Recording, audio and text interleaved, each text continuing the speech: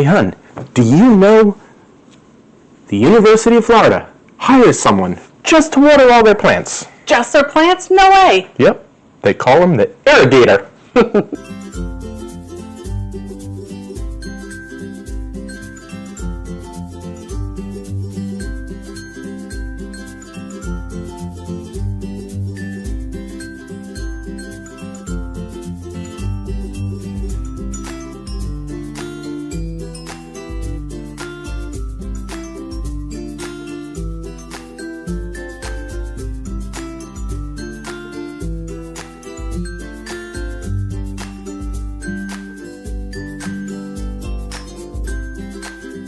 Hi, and welcome to Suburban Life Permaculture. I'm Holly, and we're so glad you're here today. Today, we're going to talk about an ancient watering system, which is basically a pot watering system called an Olla. Why would you choose this type of irrigation system?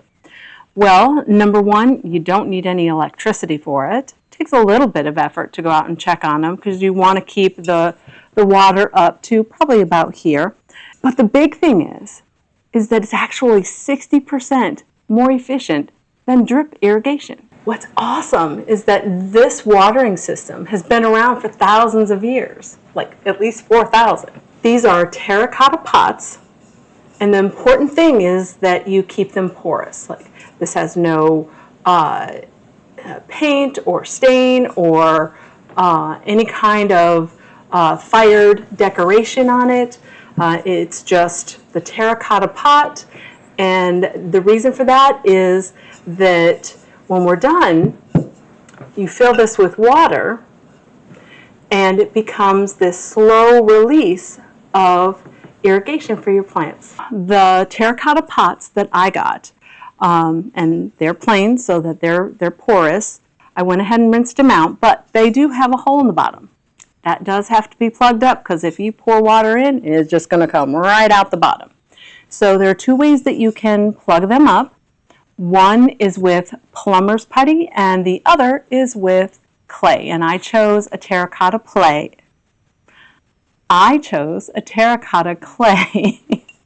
And I just happen to have some right here. And I just push it through, and that lump, I'm going to push probably about half of it through, and then I'm going to push this side down,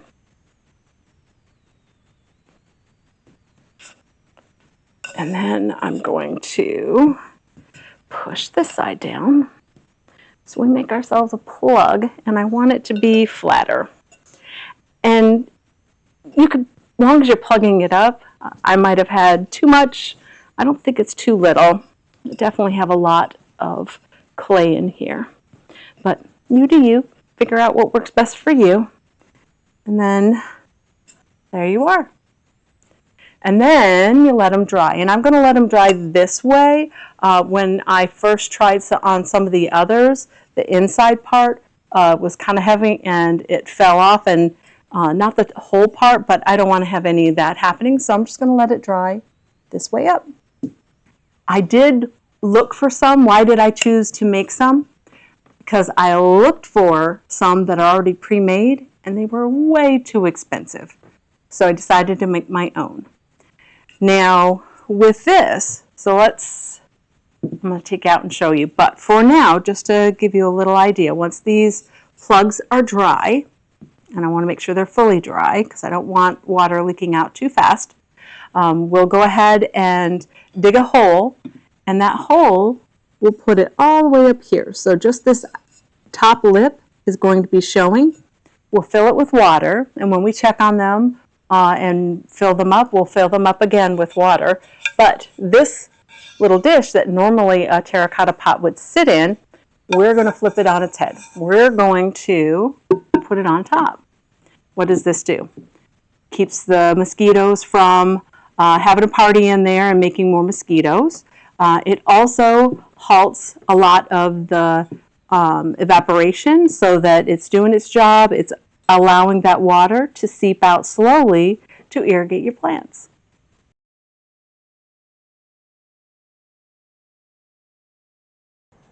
See, we've got pretty strong leak there. So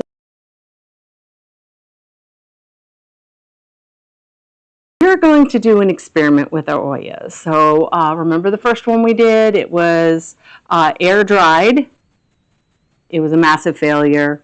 And then this one is the pottery clay, but since I don't have a kiln, I threw it in my 400-degree oven for 4 hours. Let's see if this does any better.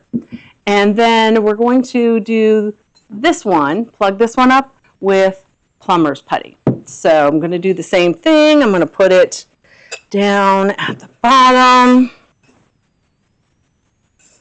And I think I want a little bit more popping out. Ow. Careful how you do that. And then push that and push it down. So basically I want this part flat. And this part flat. And sealed as best I can. So I'm just gonna push it all against the pot. All right, so you can see that we've got it plugged on this end and on this end, and it's more on this end because as it popped out, it kind of pushes back in, and as it sits here and I push, it kind of congregates right here. But I don't want to push this anymore because then it'll just simply pop out, right? So this one I'm going to air dry as well. And then we will test the 3 out. Now that we've had our created our Oyas and we've let them dry, let's talk about the results. So I just filled up all of these so you can see how well they hold water. This pot was the just dried potter's clay, and this is what happened. It emptied almost immediately, and as you can see, the clay is gone. There's a little lump right down here on the ground. Now this one was the potter's clay that I put in a 400-degree oven for 4 hours. Now it has lost some water and also its little plug.